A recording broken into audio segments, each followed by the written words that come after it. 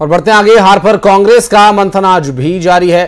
Congress fact finding committee आज भी समीक्षा करेगी और दरअसल दुर्ग और राजनांदगांव लोकसभा सीट की समीक्षा होनी है। रायपुर, बिलासपुर, बस्तर और कांकेर की समीक्षा हो चुकी है। आगामी चुनाव के मद्देनजर इस पर रणनीति बनाई जा रही है।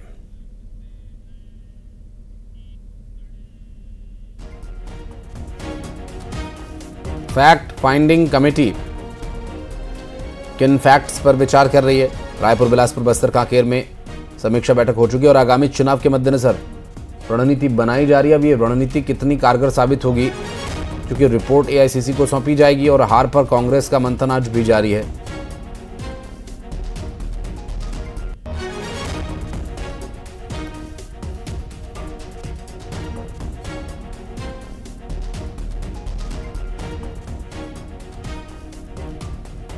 तो फैक्ट फाइंडिंग कमेटी से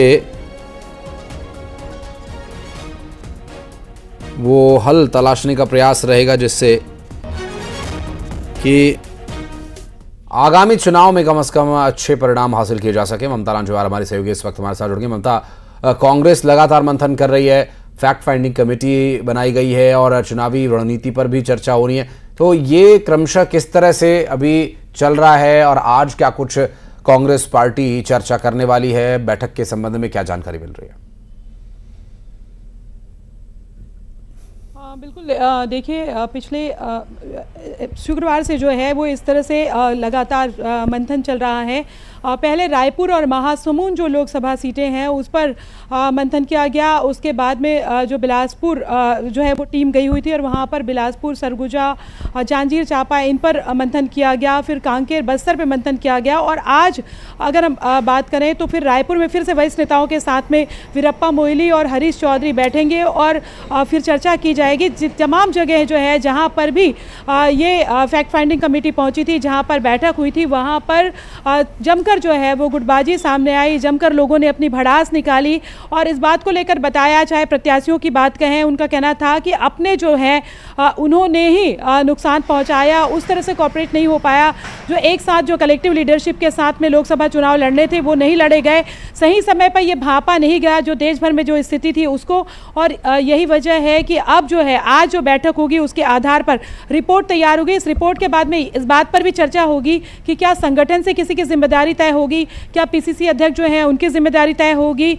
प्रदेश प्रभारी जो सचिन पायलट है, पिछले दिनों ने कहा था कि हार हो या जीत हो तमाम जिम्मेदारी जो है वो मेरी है।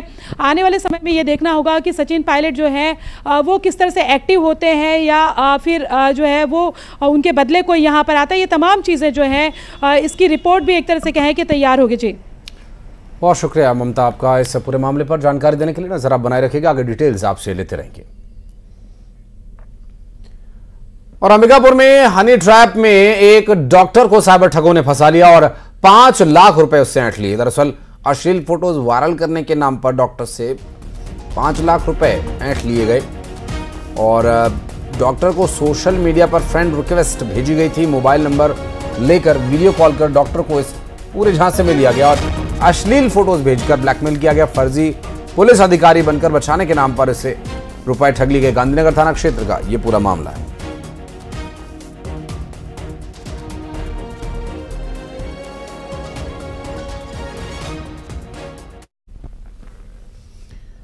और दुर्ग में महिला से लाखों की ठगी की गई, जहां महिला से 12 लाख रुपए ठगे गए।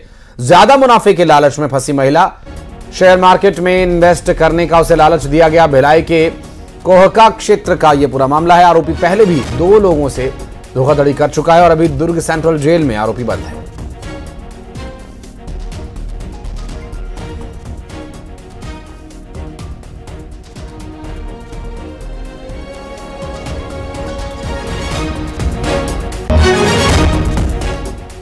और कवर्धा में नए कानून के तहत जिले में पहला मामला दर्ज किया गया। पीड़ित के साथ मारपीट का मामला वनांचल के रेंगाखार थाने में दर्ज हुआ है मामला। अतिरिक्त पुलिस अधीक्षक ने इस पूरे मामले की जानकारी दी है। जो नए 3 कानून बनाए गए हैं जिनमें भारतीय न्याय संहिता यानी बीएनएस के तहत, इससे पहले आईपीसी यानी इंडियन पिनल कोड और सीआरपीसी के तहत मामले दर्ज किए जाते थे, लेकिन अब इस नए कानून के साथ आपको बता दें कि ये पहला मामला है वनांचल रिंगाखार थाने में दर्ज हुआ, कवर्धा से सामने आया, जो भारतीय न्याय संहिता के धाराओं के तहत दर्ज किया गया है। फोन पर सूचना मिलते ही त्वरित पुलिस वहां पर पहुंची और 12:30 बजे उसके खिलाफ भारतीय न्याय संहिता की धारा 296 और 351(2) के तहत एफआईआर किया गया। संभवतः देश में पहला एफआईआर इस नए कानून के अंतर्गत हुआ है। इस नए कानून में आप फोन के द्वारा, व्हाट्सएप के द्वारा, किसी भी इलेक्ट्रॉनिक मीन्स के द्वारा आप शिकायत कर सकते हैं। शोरूम से निकलने वक्त गोलू ठाकरे ने मिला और मुझे मारने पीटने का धमकी दिया और ज़बरदस्ती गाड़ी का कागजात के विवाद पर मेरे को धमकी दिया, माँ बहन की गाली दिया। उसके बाद मैं 10-50 रिंगाखार थाना में आके तुरंत रिपोर्ट दर्ज करवाया, जिसकी न्याय मेरे को तुरंत मिल गया। और आज से 3 नए कानून लागू होने पर दुर्ग पुलिस उत्सव मना रही है और सभी थानों को रंग बिरंगी रोशनी से सजाया गया। नए कानूनों की जानकारी देने के लिए सभी थानों में कार्यक्रम किए जा रहे हैं और इस कार्यक्रम के तहत पुलिस कर्मचारियों को नए कानून की न सिर्फ जानकारी दी जा रही है, बल्कि इस कानून को कैसे लोगों की मदद के लिए इस्तेमाल करना है और इसे कैसे लागू करना है, इस पर भी सतर्क किया जा रहा है पुलिस कर्मचारियों को।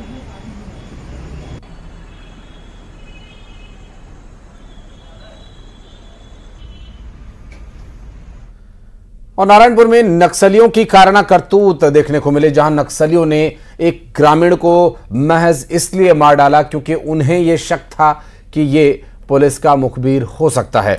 ओरछा मार्ग पर मुखबिरी करने के शक में मारकर उसे फेंक दिया गया। नक्सलियों ने इस वारदात को अंजाम देने के बाद वहां पर्चे भी फेंके।